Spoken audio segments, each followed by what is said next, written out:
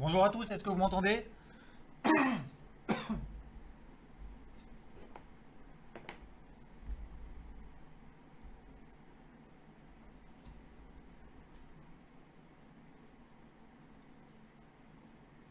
Salut Fabrice, salut Antoine, salut tout le monde. Vous m'entendez bien? Vous me voyez bien? Si c'est bon pour tout le monde.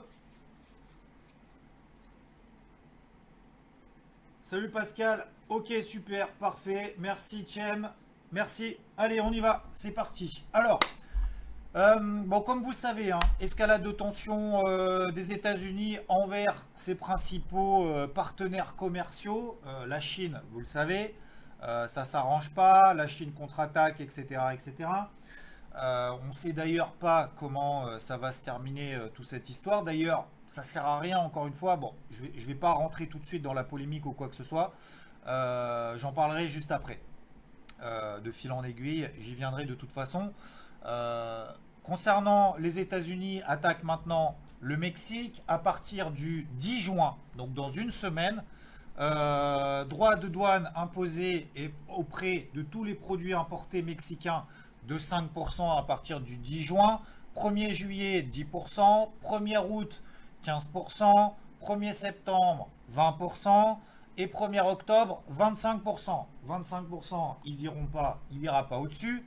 Mais ce, jusqu'à ce que le Mexique mette en place des... alors, je ne sais pas trop comment on appelle ça, hein, je ne suis pas spécialiste de géopolitique et encore moins d'immigration, jusqu'à ce que, selon Trump, selon sa propre discrétion et selon sa propre interprétation et son propre jugement, estimera que le Mexique mette en place des barrières ou en tout cas évitera à ce que l'immigration soit trop importante en provenance d'Amérique du Sud, remonte au Mexique et après entre aux États-Unis. Voilà.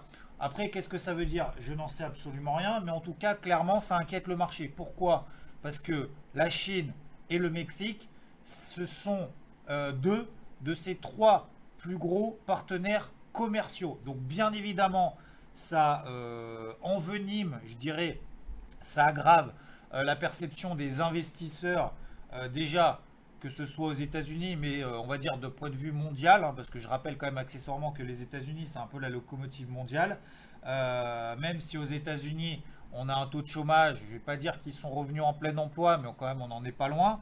En termes de création d'emplois, etc., en termes d'économie, on est reparti déjà depuis pas mal de temps. Alors qu'en Europe, par exemple, je ne vais pas dire qu'on est au seuil zéro, mais vous savez que les États-Unis ont remonté considérablement les taux d'intérêt. En Europe, c'est absolument pas le cas et c'est absolument pas prévu.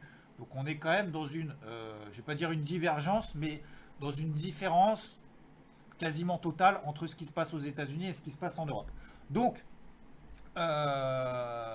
attention toutefois, parce que on essaye toujours a posteriori de se dire bon, le marché a monté parce que, enfin, grâce aux avancées des discussions, et lorsque le marché baisse, on explique a posteriori parce que ça se tend de plus en plus. On n'en sait rien de ce qui va se passer. Donc quand on n'en sait rien, déjà, on n'utilise pas l'effet de levier, on l'utilise de manière encore beaucoup plus faible que ce qu'on a l'habitude de faire, tout simplement parce que faut garder à l'esprit que d'une heure à l'autre, d'un jour à l'autre, d'une semaine à l'autre, il peut se passer tout ou rien. Donc on peut avoir un marché qui prend 3% ou qui perd 3%.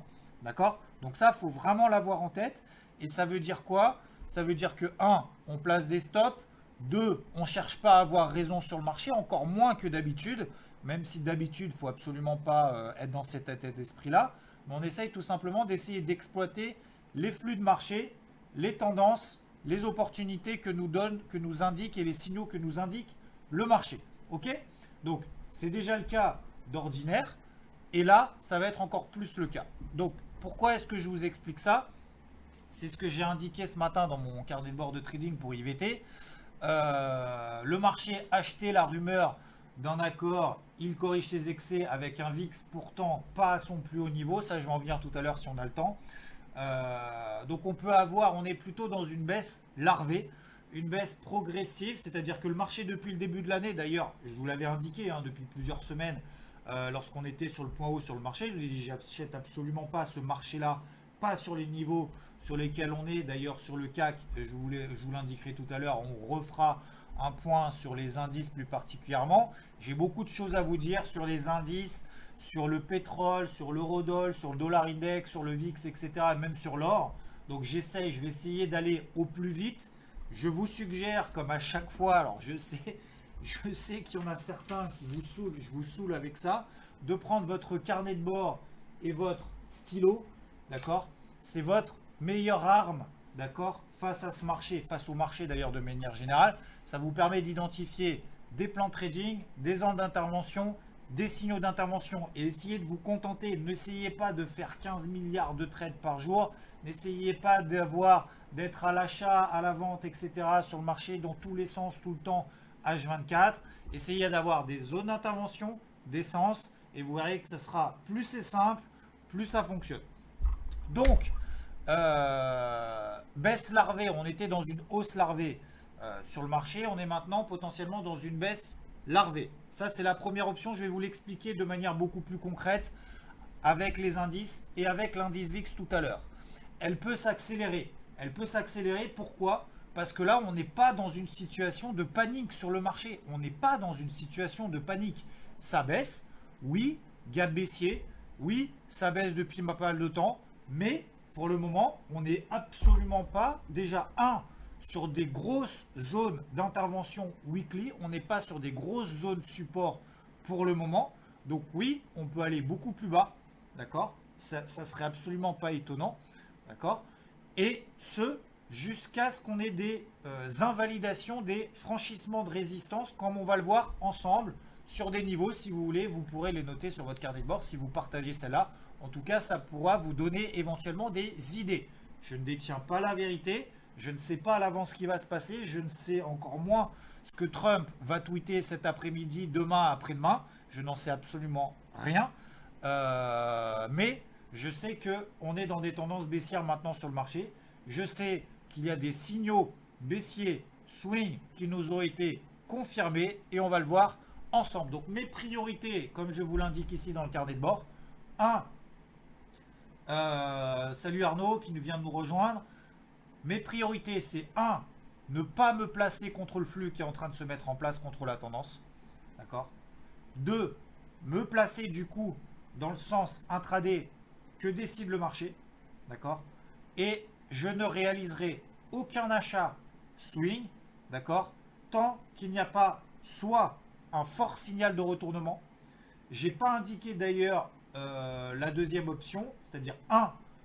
Pas tant que j'ai pas de signal de retournement fort haussier, je n'achète pas, je ne cherche pas le point bas, d'accord. Je préfère acheter un peu plus haut en attendant que le marché me donne une indication, etc., etc., et que ça aille mieux. On ait marqué un point bas et derrière éventuellement je reprendrai des achats si on passe au-dessus de certains niveaux que je vais vous indiquer, tout simplement parce que la tendance est baissière, on va voir juste après. Et deuxièmement, et je ne l'ai pas indiqué, tant qu'on ne rallie pas des zones weekly très très importantes. Pourquoi est-ce que je ne l'ai pas indiqué? Parce que pour le moment, on n'y est pas. Ok? Voilà pour l'introduction. On va passer tout de suite au graphique. Alors, premièrement, sur le CAC, on avait vu ensemble, je crois, la semaine dernière. Vous me direz si je me trompe pour ceux qui étaient là la semaine dernière. Salut Benoît qui vient de nous rejoindre. Épaule, tête, épaule sur le CAC. Alors, elle est belle. J'en ai parlé un petit peu à droite à gauche. Vous l'avez très certainement vu à droite à gauche. Je suis très certainement pas le seul à l'avoir vu, machin, etc. Bref, peu importe. Pourquoi est-ce que je suis pas fan, même si elle est très très propre? Parce que c'est pas quelque chose qui va nous permettre de trader le marché. Ok, ça fait joli sur les graphiques. Ok, ça fait beau, surtout quand elle marche. Mais ça va pas nous dire où est-ce qu'on achète ou où est-ce qu'on vend. En fait, si vous voulez, ça confirme une tendance baissière, un retournement de marché, etc. tant qu'on ne repasse pas au-dessus de certains niveaux. Alors, c'est relativement, alors je vais pas dire simple, parce que c'est jamais simple, mais l'invalidation de cette figure en épaule, tête, épaule, c'est 5250. Ok? Si on repasse au-dessus de cette zone, c'est 5250, 5260, alors ça inviderait la figure. Là maintenant, la question c'est ok, qu'est-ce qu'on fait avec cette épaule, tête-épaule? On vend maintenant, parce que je l'ai vu que maintenant. Ok, je vends maintenant 5170 et puis j'espère que derrière elle fonctionne et j'espère que le marché va s'effondrer. Est-ce que c'est ça le principe d'une épaule tête-épaule? J'en suis pas certain. Moi, ce que je sais, c'est que ça confirme, oui, les dispositions baissières qu'on a sur le marché pour le moment. D'accord? Tout simplement parce que moi, ma zone sous laquelle j'estime qu'on passe un peu plus baissier en swing sur le CAC plus particulièrement, c'est 5250. Alors ça tombe bien parce que ça correspond à la ligne de coup, etc., de tout ce que vous voulez.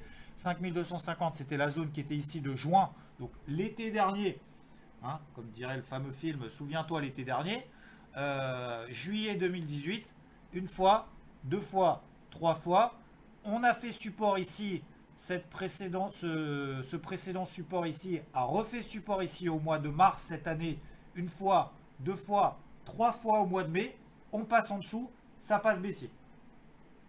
Ok? Donc ça passe baissier, ça veut dire quoi? 1. La tendance en daily, elle est comment? Ça, normalement, on a fait la semaine dernière. La semaine dernière, j'ai fait avec vous ces notions de tendance à court terme, moyen terme, long terme, comment je faisais pour les déterminer, etc. Donc, c'est baissier sous 5250. Quelle est ma probabilité de réussite si je suis vendeur maintenant, si je suis acheteur maintenant?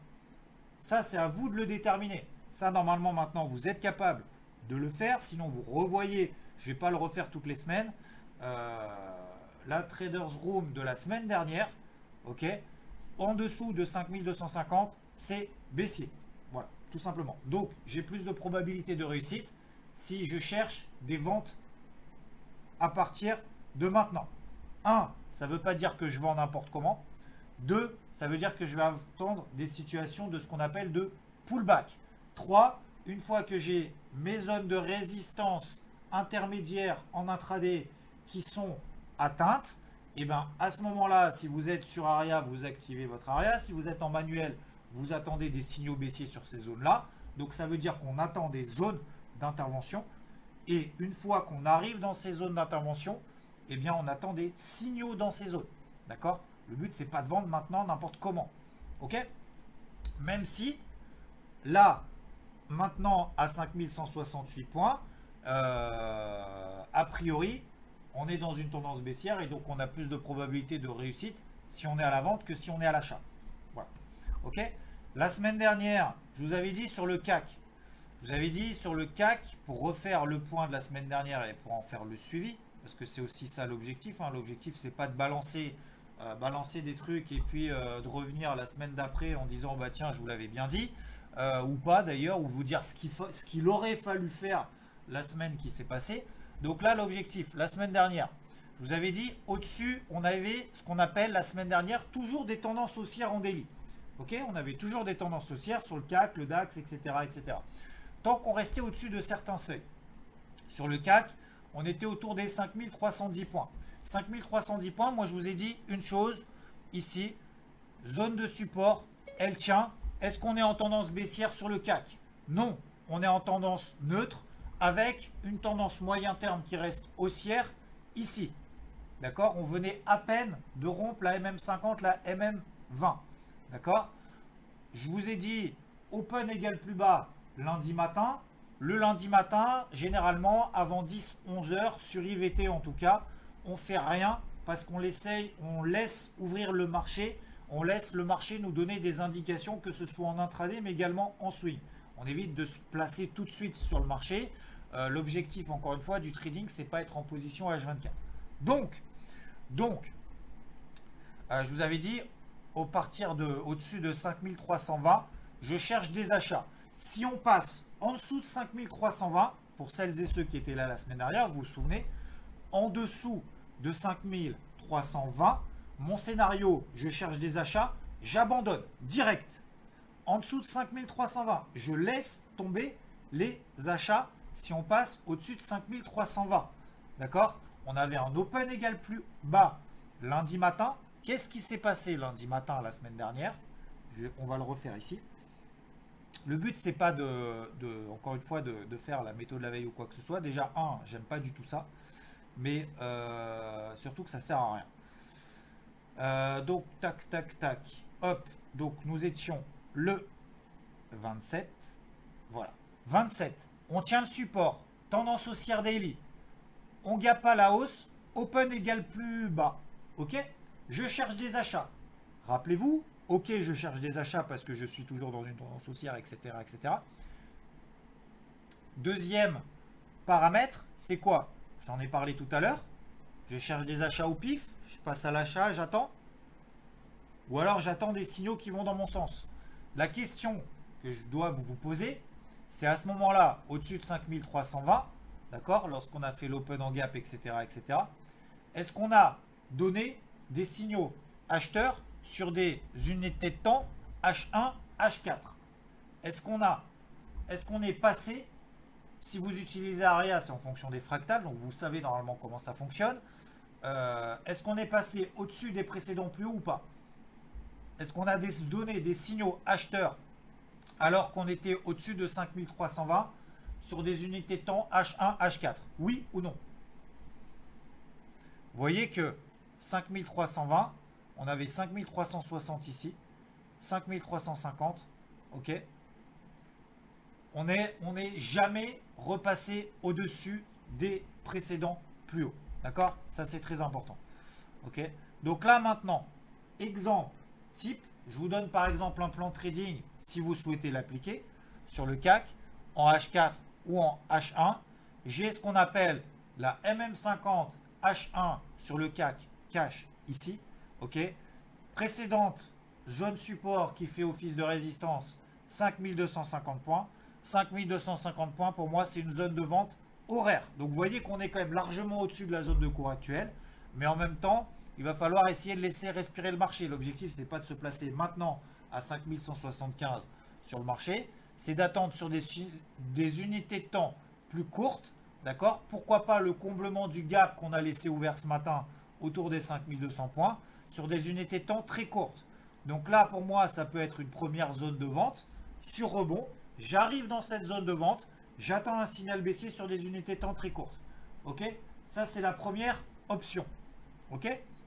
Deuxième option, je suis un peu plus, on va dire, intra-swing. Moi, j'appelle ça, ce que je fais, c'est un peu de l'intra-swing. C'est pas vraiment que du swing. C'est pas vraiment de l'intraday pur. C'est un mélange des deux où je vais essayer d'exploiter en intraday des zones et des signaux.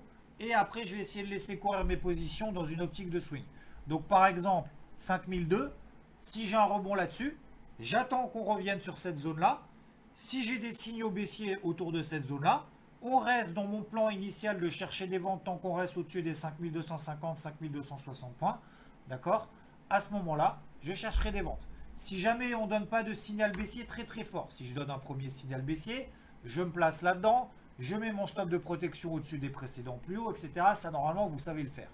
Si jamais on ne donne pas de signal baissier, admettons, on explose tout ici à la hausse.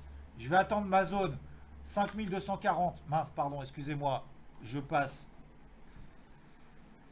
Hop, 5240, 5250. C'est ma zone d'invalidation ici en daily. Ok. J'arrive ici 5240, 5260. Je me place en H4, en H1. Et à ce moment-là, eh bien, je chercherai des ventes en H4, en H1. Tout simplement. Donc, j'ai des rebonds intraday. Je me place dans des zones intraday sur du 15 minutes, comme je vous l'ai indiqué ici, à 5250 points. Ok. Première unité de temps, premier plan, première zone, premier signal. Ok.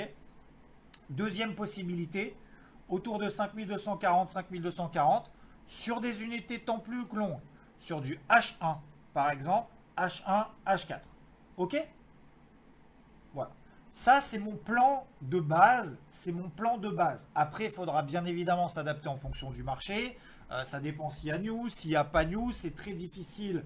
Mais moi, j'aime bien identifier des plans de trading et des zones d'intervention à l'avance dès le lundi matin parce qu'après, c'est beaucoup plus facile et je serai beaucoup plus patient.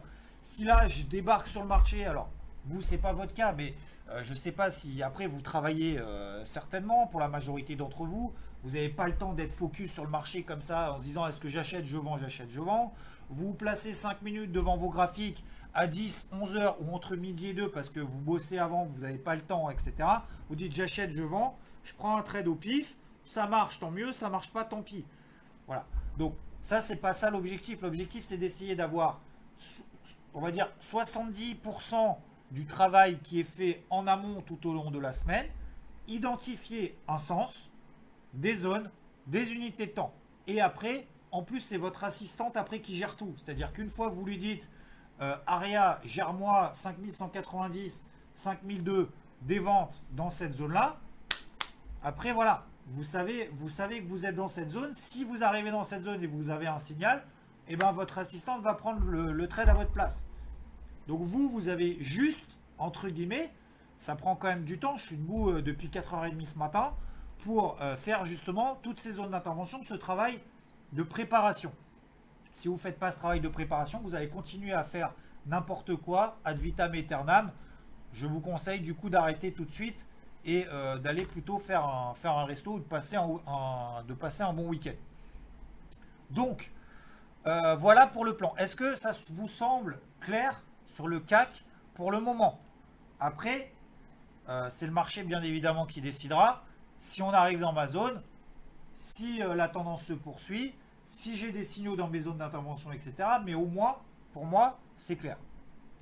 On est dans une tendance baissière ici en daily, etc. etc.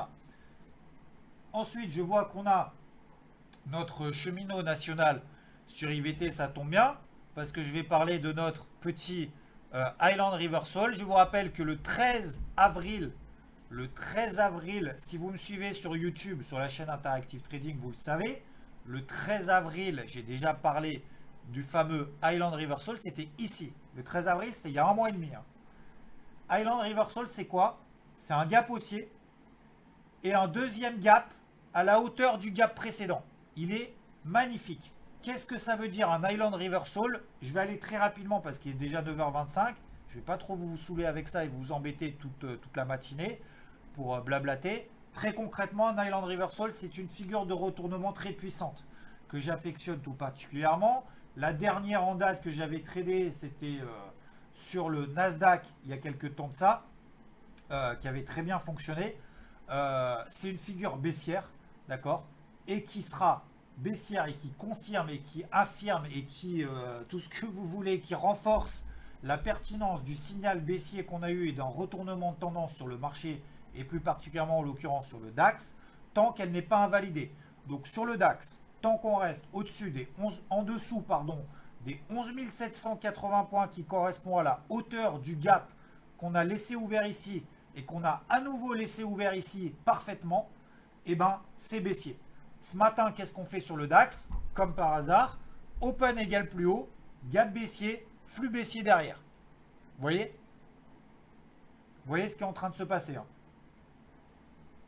Donc, pour moi, ça renforce, la pertinence de l'épaule tête-épaule qu'on a sur le CAC, le retournement baissier qu'on a sur le marché, sur le DAX, l'Highland Reversal, le fait qu'on aille pourquoi pas chercher les 11 300, 11 400 ici. D'accord? En tout cas, c'est mon scénario principal. L'avenir me dira si j'ai raison ou pas.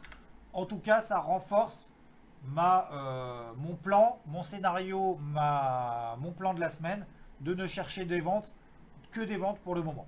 Ok? Voilà. Est-ce que vous avez des questions? On va pas voir les autres indices US, etc. parce que sinon ça sera trop long. Sur le pétrole, je ne sais pas si vous le savez ou pas, mais j'étais quand même particulièrement baissier, vendeur. J'ai ouvert des ventes depuis les 62,55 sur le WTI ici. D'accord? Baissier, pourquoi? Parce que guerre commerciale. Pourquoi? Parce que le pétrole, c'est un indicateur économique, etc. Et parce qu'il y a des tensions avec l'Iran, etc., etc. Donc, pour le moment, aucune raison de passer à l'achat. Sur le pétrole, on est dans un flux baissier très très fort. Si jamais vous tradez le pétrole, sur rebond, sur des zones intermédiaires, sur des unités de temps plus courtes, pour moi, c'est le plan que je privilégie pour le moment sur le pétrole, tant qu'on reste en dessous des 55. De la même manière que sur les indices, je n'achète pas tant que je n'ai pas de signal de retournement très fort. Je vous montre ici sur le pétrole ce qui peut se passer. Je ne dis pas qu'on va faire exactement la même chose, mais c'est simplement pour que vous ayez conscience sur le pétrole, lorsqu'il y a des tendances qui se mettent en place, c'est violent, très violent. Regardez ici entre octobre et la fin de l'année 2018. Regardez en daily. Tous les jours, on met des bougies rouges. Tous les jours, quasiment tous les jours. Je ne dis pas qu'on va reproduire exactement de la même manière, mais moi, ça ne m'intéresse pas d'essayer de chercher le point bas, d'accord, de ces tendances-là. Je ne dis pas qu'on retourne à 40, mais moi, ça ne m'intéresse pas pour le moment. Si jamais, sur le pétrole, on arrive, je vais vous mettre ici, regardez en hebdomadaire, j'ai ma bande de Bollinger ici inférieure en hebdomadaire sur le pétrole, sur WTI. Oui, éventuellement, ça peut réagir. Là, éventuellement, je chercherai un achat. Mais là, pour le moment, on est dans des tendances baissières très très fortes. Ok ? Voilà, je vous ai dit tout à l'heure, regardez le CAC. Tout à l'heure, si j'avais une position, j'avais un pistolet au-dessus de la tempe à l'open sur le CAC à 5170, 5175, quelle tendance est-ce que je privilégie? C'est à la vente, tout simplement. Tout simplement parce qu'on a une tendance baissière, épaule tête épaule, Island Reversal, open égal plus haut sur le DAX, etc., etc. Vaut mieux être dans le sens de la tendance que de chercher l'inverse. D'accord? Il y a déjà 10 points ici sur le CAC et il y a déjà potentiellement 30-40 points sur le DAX. Ok? Faites attention, soyez prudents. Il peut y avoir une news d'un moment à un autre. Donc, il faut savoir changer son fusil d'épaule rapidement. Il faut savoir invalider son plan, son scénario. Comme je l'ai fait la semaine dernière, comme je vous l'ai indiqué sur le CAC, si on passait en dessous des 5233 points, terminer les achats, j'oublie. Ok. Là, en l'occurrence, je vous ai donné les niveaux au-dessus desquels, sur le CAC, le DAX, etc., j'invalidais mes stratégies vendeuses et mes plans où je ne cherche que des ventes sur du 15 minutes de l'horaire du H4, 5250, 5260 sur le CAC, jusqu'à 5060, d'accord? Tant qu'on est dans ce plan-là, en dessous de 5250, 5260, je ne cherche que des ventes jusqu'à 5060, ok? Sur le DAX, c'est en dessous de 11 770, on va arrondir 11 800 points, jusqu'à 11 300, 11 400, ok? Salut Pierre, j'espère que tu vas bien. Bah écoute, c'est tout pour moi. Sur l'eurodoll, j'ai toujours, depuis un mois et demi, quasiment 2 mois, j'ai toujours le même plan sur l'eurodoll. Certains me disent, je comprends pas, ça va à la parité, ça va s'effondrer, ça va s'effondrer. Moi, mon plan, c'est l'inverse. 1, 11, 20, c'est 1, 11, 20, très exactement.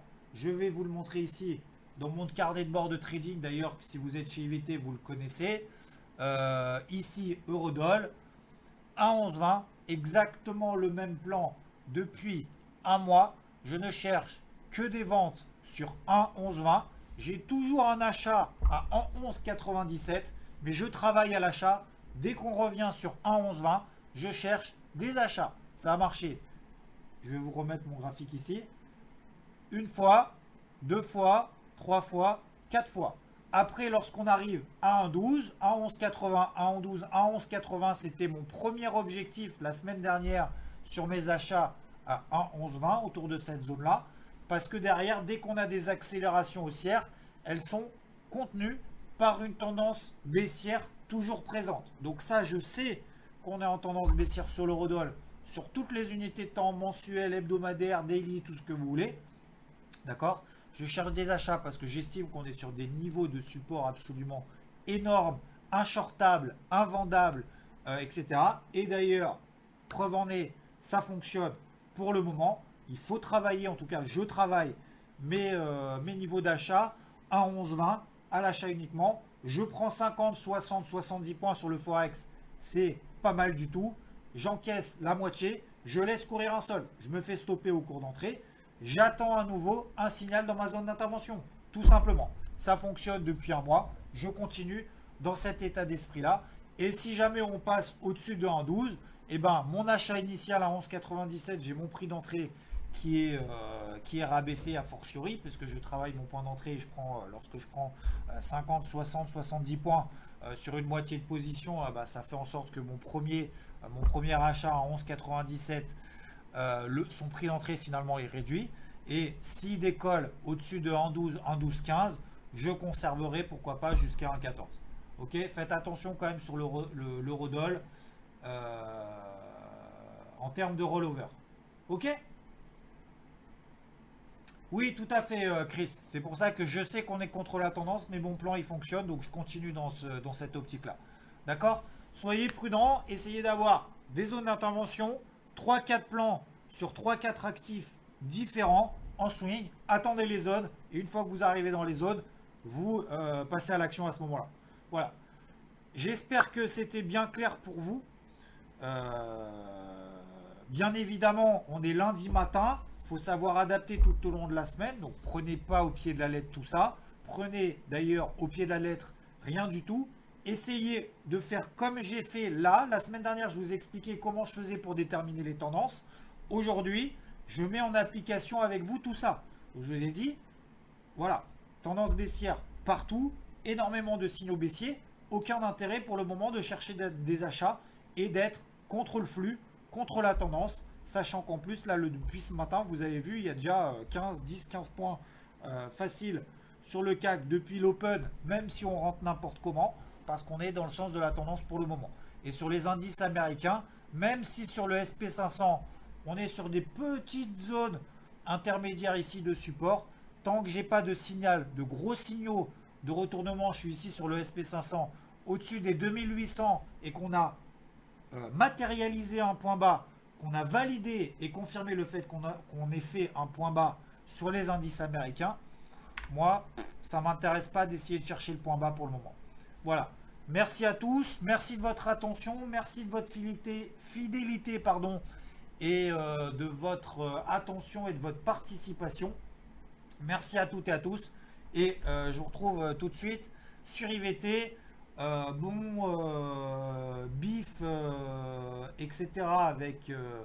Avec l'équipe Aria, je crois, ce week-end pour ceux qui y vont. Quant à moi, je vous retrouve pas lundi prochain parce que je ne suis pas là, mais dans 2 semaines. Bonne journée, je vous dis à plus tard. Si vous avez des questions, n'hésitez pas à les partager. Vous me retrouvez sur les réseaux sociaux. Alors Facebook, je ne suis pas très actif, mais plutôt sur Twitter, même sur Instagram, je partage un petit peu ma vie, etc. Et bien évidemment sur Interactive Trading. Ciao, ciao!